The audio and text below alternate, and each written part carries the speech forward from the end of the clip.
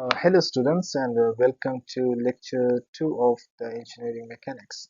In this lecture we are going to talk about the scalar and vector quantities, the basic fundamental units, also a little bit about the force systems, and also at the end of the lecture we are going to talk about or at least solve one problem where we have to calculate the components of the force. Uh, Starting with the scalar quantities, it is defined as only magnitude and it does not necessarily require a direction to define it. For example, if you look at a mass, it is either kg or a gram, it's just a value.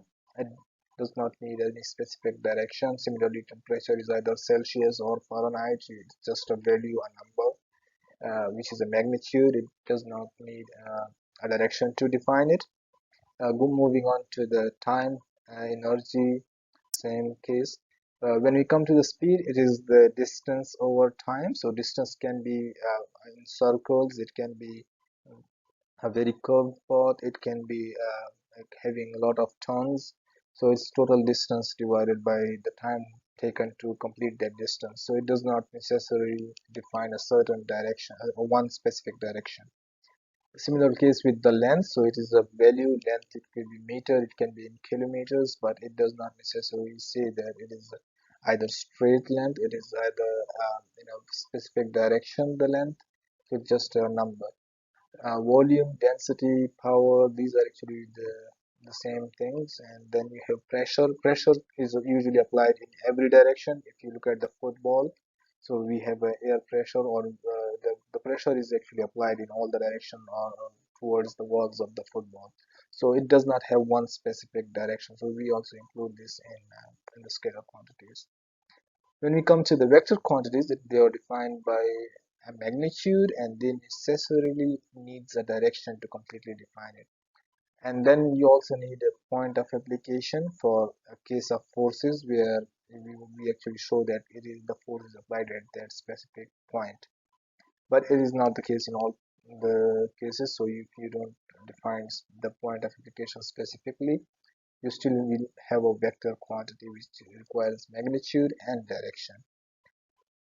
Vector quantities are represented by an arrow of a certain length, and the length actually signifies that what would be the magnitude uh, in this case. And then it also needs orientation, which is actually the angular orientation defining the direction of that magnitude. So you have an arrow at a certain orientation or a certain angle that tells you in which direction that magnitude is. For example, if you look at a force, so force will be represented by an arrow of a certain length. So the larger the length, the more would be your the larger the length, the more will be your force. And then you also have to look at the direction, which is the orientation or angle. So you to define the force fully, you also need to tell them in which at which angular displacement or at which angle that force is applied. Similarly, at weight, for example, weight is applied downward, so you already know the direction and you have to know what is the magnitude of that weight, and then you will be able to define the weight completely. Frictional force, so similarly the displacement is from one point to another and it is in a specific straight line, straight direction. Velocity is then the displacement divided by time, so again a certain direction. Acceleration, again a certain direction. So you define the vector quantity by magnitude and you also need a direction to define it completely.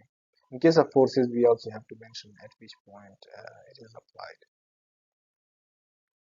Here are some examples of scalar and vector quantities. In a scalar quantity, we only need a magnitude. For example, the speed is just a value in meter per second, but it does not know in which direction it is, or is it in a certain direction, or it can be uh, turning and the car will be moving at a different speeds at a different time. So it's just not just a one in one specific direction at a one specific speed.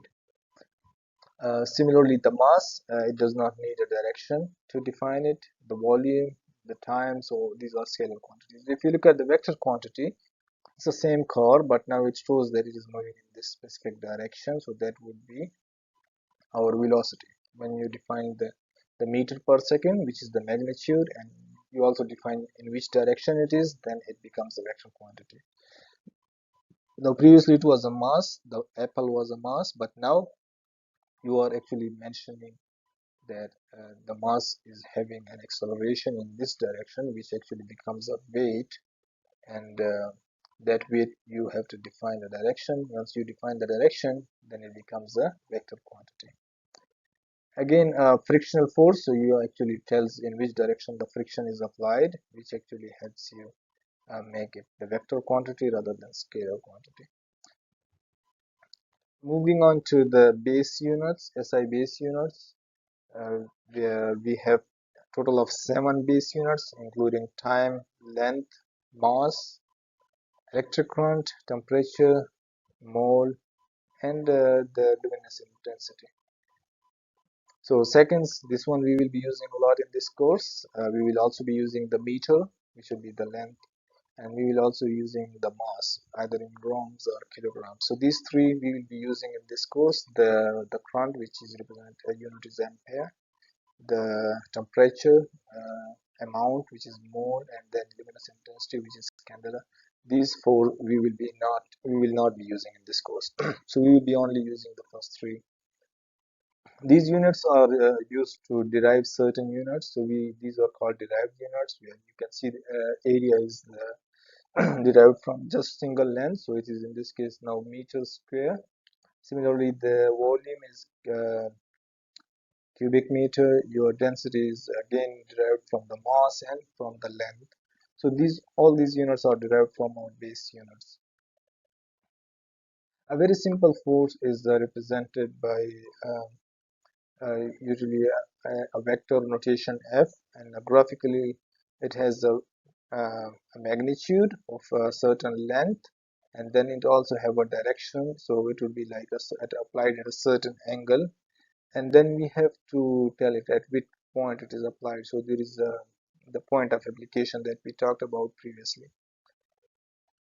Here a force in 3D is shown, and there are actually uh, three components of it, which is x, y, and z components. We are going to talk about these components later on, but just as an example, we can see a force. It is applied at it has a certain length, magnitude, and it also is applied at a certain angle with the x, with the y, and with the z axis to perfectly define its direction.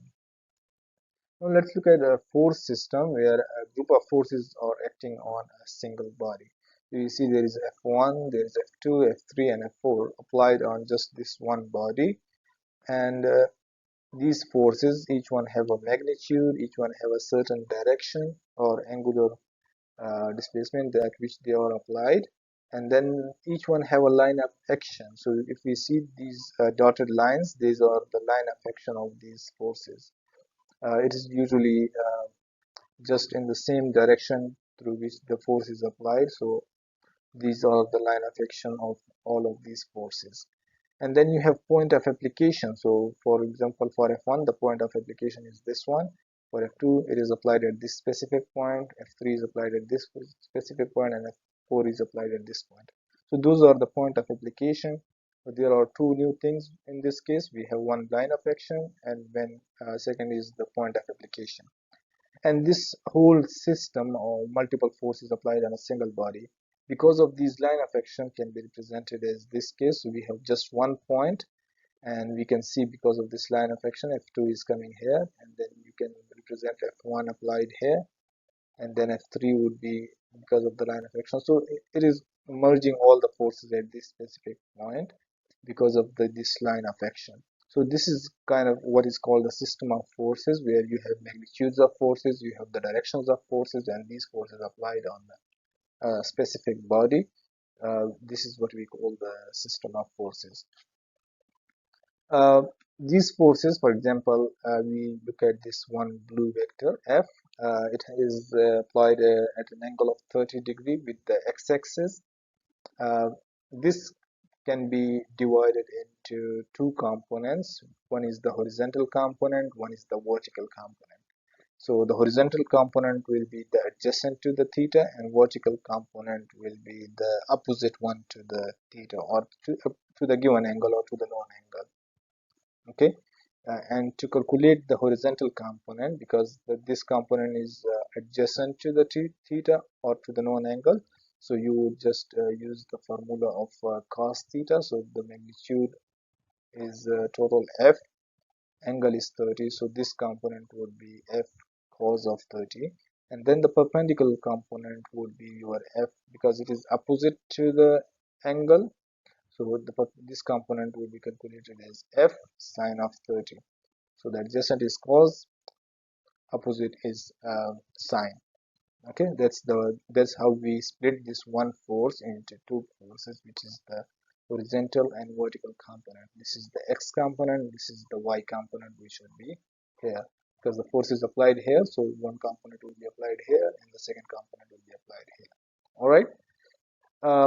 Now, as an example, we have this figure P002, and we have this problem. So let's move on and solve this problem. Alright, let's have a look at this problem where we have to calculate the components of these four forces. The forces include Q, P, F, and T.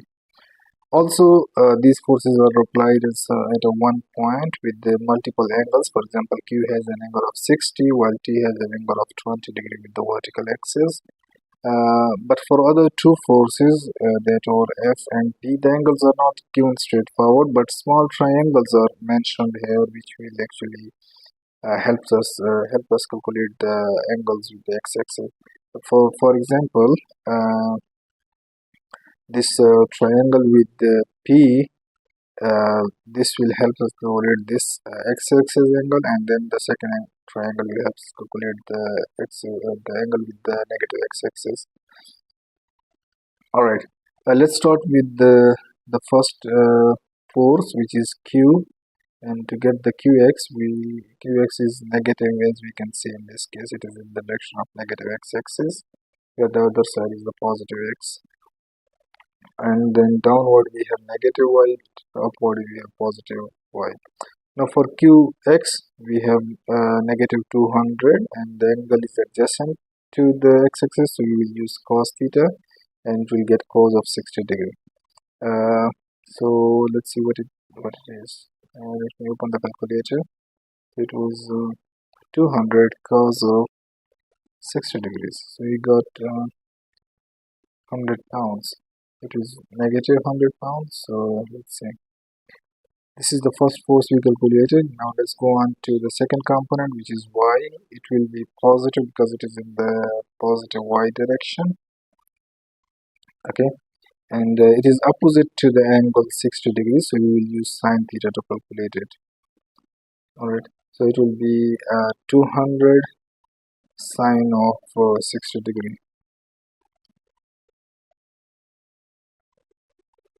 Okay,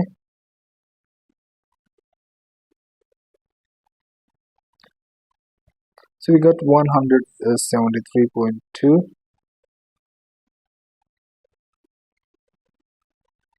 pounds. Right, so we got both the components of Q, the x and y component. Let's see the components of the second vector for which the angle is known, which is T. We know the angle is 20 with the vertical axis. So the x component for this will be actually in the positive x direction. So it will be something like this, and it will be in the positive x axis. And it is perpendicular to the theta, so we will use the sine theta, and it will be equal to 400 sine of 20. Alright.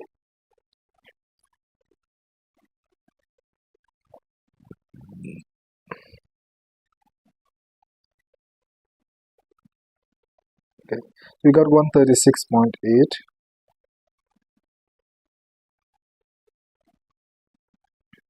Now let's see, the y component is actually in the negative y axis here. For the t, we should be here, and it is adjacent to the theta, so we will calculate it using the cos theta, cos of 20 degree. Okay, let's see what it is.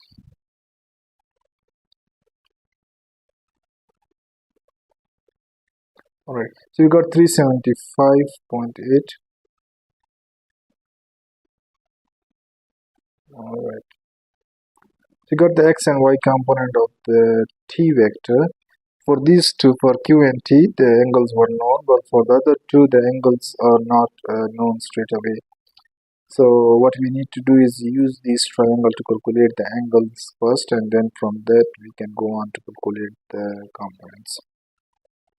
So let me make this triangle with the f, for which the perpendicular is actually 1 and the base is 2, and then we have angle theta which we want to calculate, and the hypotenuse you can just mention as z or whatever. So we know the tangent theta is equal to perpendicular by base. In this case we know the perpendicular, we also know the base, so we can just write it 1 by 2, and then we can calculate the theta as a tangent inverse of 1 divided by 2. So theta will become equal to, let's see, tangent inverse 1 divided by 2.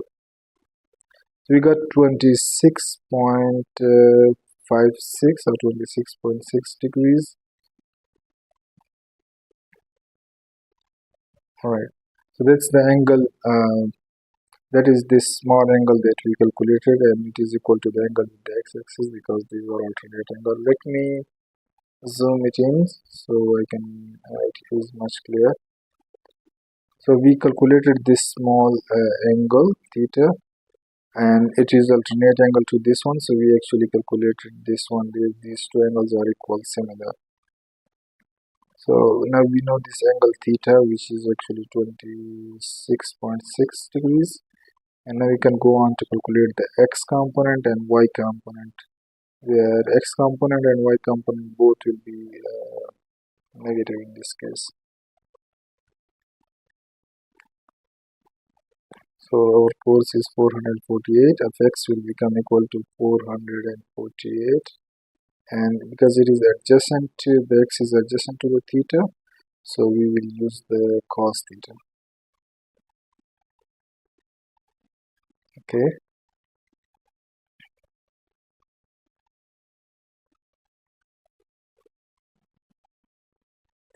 we got 400.6, 400.58.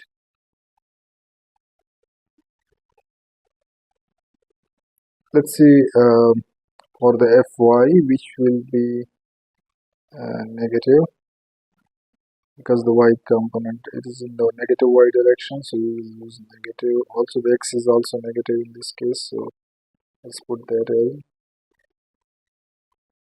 So it's perpendicular to the theta. We will go on for the sine theta, and it is the sine of 26.6.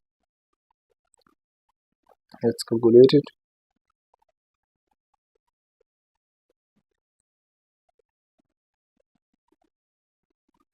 We got 200.6. Sorry, not degrees, it's pound.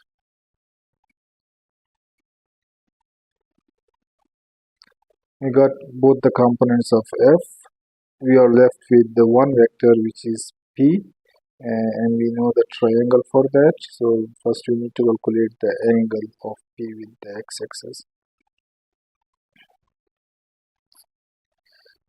So using this triangle, we will get this angle.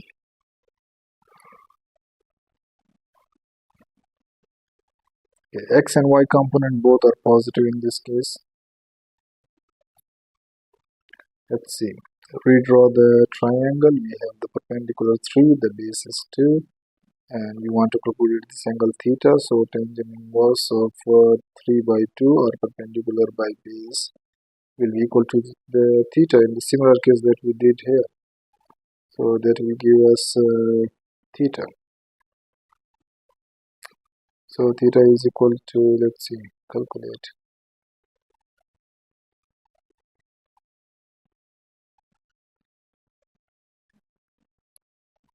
Okay, it's getting into 56.3 degrees. Okay, so now we know this theta, which is equal to 56.3, and we can go on to calculate the x and y component for this vector. Its value is 722 pounds. Okay, so px will be equal to, because theta is adjacent to x, so we will use cos theta to calculate it. So that will be 722 cos of 56.3. We are getting,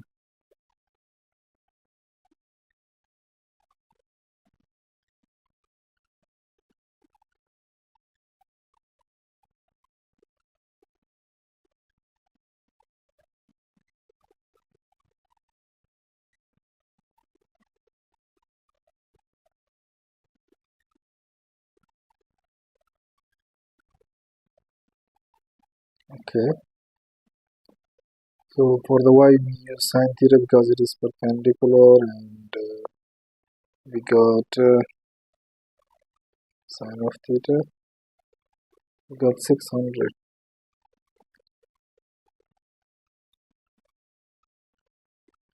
Okay, so this way we got to calculate all the x and y component of all the four forces, including Q, P, F, and T, and we were able to calculate the components of all the vectors.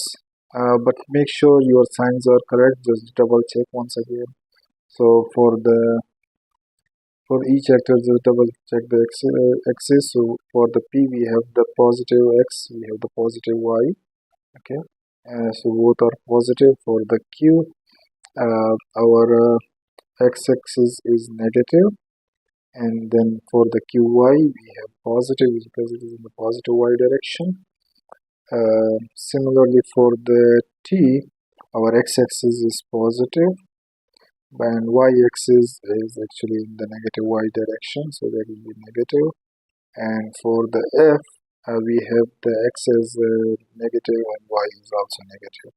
So for the f, we got both the negative. Just double check the directions and the signs to make sure your components are having the right signs. Alright, this is it for the today's lecture. I hope it is clear enough. If you have any questions, please put it there in the comments. I will try to address them in the next lecture. Thank you very much